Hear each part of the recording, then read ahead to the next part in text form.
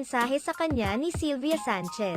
Hindi napigil ng young actress na si Andrea Brillantes ang kanyang emosyon dahil sa pagbibigay ng sweet message sa kanya ni Sylvia Sanchez. Sa naganap na press conference para sa kanilang panibagong teleserye na pinamagatang Senior High, nagbigay ng heartfelt message si Sylvia Sanchez para kay Andrea Brillantes.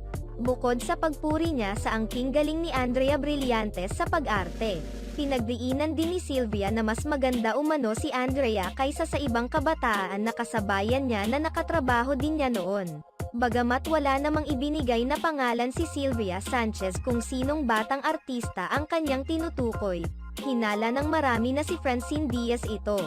Samantala, pinayuhan din ni Sylvia si Andrea na palaging maging mapagpakumbaba sa lahat ng oras at magtiwala lamang sa Diyos at sa sarili. Habang sinasabi itong lahat ni Sylvia Sanchez, hindi naman